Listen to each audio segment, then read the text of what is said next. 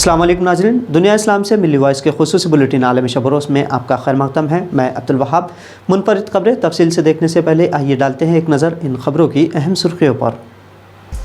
रूस के यूक्रेन पर हमले 5वें रोज़ में दाखिल, चौथे दिन 210 लोगों की हलाकत तो यूक्रेन ने गंवाए 2 अहम इलाके। रूस के एटॉमिक अलर्ट पर दुनिया में तशवीश, यूक्रेन की मदद करने कई मालिक ने हामी भरी।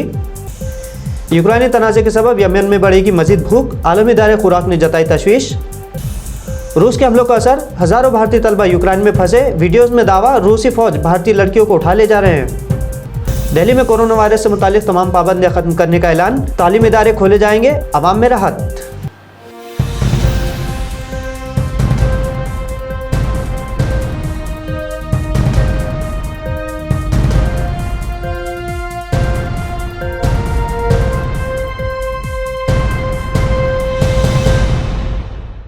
रूस की हमसाया मुल्क यूक्रेन के खिलाफ फौजी कार्रवाई 5वें रोज़ में दाखिल हो चुकी है और दारुल हुकूमत कीव और खार्किव से धमाकों की आवाज़ें सुनाई दी गई है। यूक्रेन के इंसानी हकूक़ के कमिश्नर ने इतवार तक शहरियों की हलाकतों की तादाद 210 बताई है, जिनमें कई बच्चे भी शामिल हैं। रूसी फौजी ने यूक्रेनी शहर ब्रयांस्क में मुल्क की जुनूबी बंदरगाह पर कब्जा कर लिया है, तो वहीं मुल्क की राजधानी कीव भी रूसी फौज के घेरे में है। इन वाक़यात की तस्दीक इन इलाकों के मेयर्स ने भी की है। इधर यूक्रेन का दावा है कि उसके फौजी कीव के मफाजात में रूसी फौजियों के कई हमलों को पसपा करने में कामयाब रहे, तो दूसरी जानिब रूस ने पहली बार एतराफ़ किया है कि यूक्रेन में उसने कसी तादाद में अपने फौजी गंवाए हैं। रूस के हमले के तनाजुर में आज पीर को अक़वाम मुत्तहिदा का खुसूसी इजलास मुनक़िद होने जा रहा है, जिसमें तमाम 193 रुकन मालिक शरीक होंगे।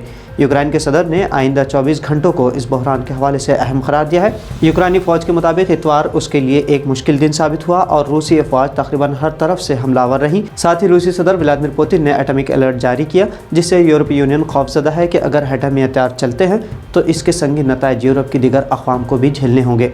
इसलिए यूरोपीय यूनियन ने यूक्रेन को हथियार फराहम करने का गैर मामूली फैसला किया है। हमलों के बाद सख्त पाबंदियों के तनाजुर में रूसी करेंसी की कदर में शदीद कमी देखी गई है।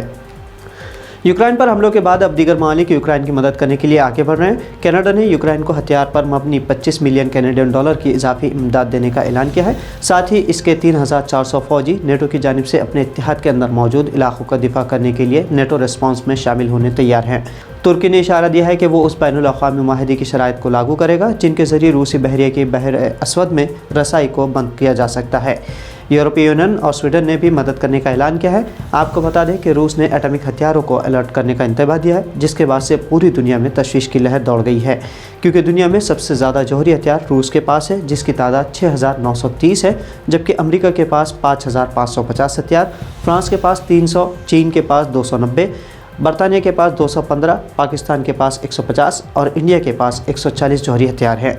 रूसी फ़ौज का कहना है कि जुमेरात से यूक्रेन में जारी अस्करी मुदाखलत के दौरान अब तक 471 यूक्रेनी फ़ौजी गिरफ्तार किए जा चुके हैं, जबकि तकरीबन 1000 मकामात को निशाना बनाया गया है।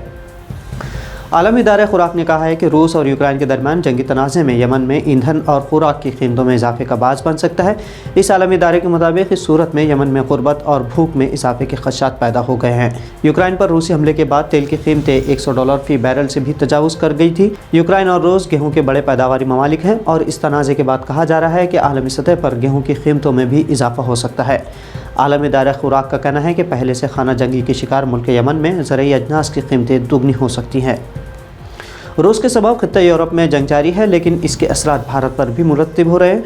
यूक्रेन में हज़ारों तलबा मेडिकल की पढ़ाई के लिए भारत से गए हुए हैं, जो जंग के पेश नज़र वहाँ फंस चुके हैं। हज़ारों में से चंद सैकड़ों तलबा को वापस भारत लाया जा चुका है, लेकिन अब भी हज़ारों भारतीय तलबा वहाँ फंसे हुए हैं और वो रो रो कर उन्हें बचाने की फरियाद कर रहे हैं। हम 10 घंटे से अभी इंतजार कर रहे हैं इस बॉर्डर पे, लेकिन हमें कोई नहीं निकाला है। कोई भी ऑफिशियल हमसे कांटेक्ट नहीं किया। कितना संभालेंगे अपने जूनियर्स को, संभालते संभालते अब कितना संभालेंगे।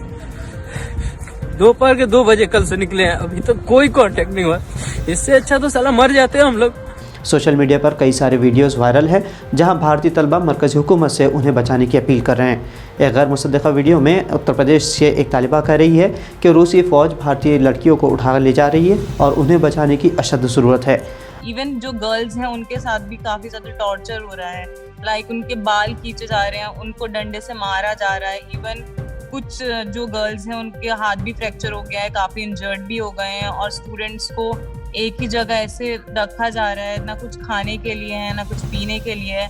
Even our Indian embassy diplomats are helping us in giving us, supplying us food and shelter. दूसरी जानिब TRT न्यूज़ के मुताबिक मशरक़ में रूस के हामियों की जानिब से यरगमाल बनाए गए 4 भारतीय तलबा को सरकारी दस्तों और अलहदगी पसंदों के दरमियान होने वाले मुज़ाकरात के बाद रिहा कर दिया गया है।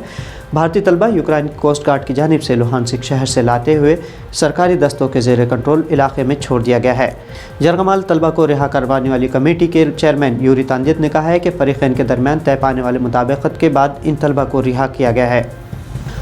राजधानी दिल्ली में कोरोना वायरस की आलमी वबा से जुड़ी तमाम तर पाबंदियाँ उठा ली गई हैं। दिल्ली के वज़ीर आला अरविंद केजरीवाल की जानिब से ट्विटर पर एक पैगाम में कहा गया है कि कोरोना वायरस के फैलाव की सूरत हाल अब बेहतर हो गई है और पाबंदियों की वजह से लोगों के मसाइल का सामना है। उनका कहना था कि लोग अब खुद ही मास्क वगैरह का इस्तेमाल करें और वायरस के फैलाव की रोकथाम के लिए एहतियात बरतें। बताया गया है कि 1 अप्रैल से नई दिल्ली में तमाम स्कूल्स भी मुकम्मल तौर पर खोल दिए जाएंगे। गुज़िश्ता 2 वर्षों के दौरान ये तालीमी इदारे मुतअद्दिद मरतबा बंद किए जा चुके हैं। नई दिल्ली में ताज़ा पाबंदियाँ दिसंबर के आखिर में कोरोना वायरस की ओमिक्रॉन किस्म के फैलाव के तनाजुर में नाफिज की गई थी। तो नाज़रीन, मिल्ली वॉइस के आलमी शब-ए-रोज़ बुलेटिन में ये थी अहम कौमी और बैनुल-अक़वामी खबरें। आपको खबरें कैसी लगी कमेंट्स के ज़रिए हम तक आपकी राय ज़रूर पहुँचाएँ।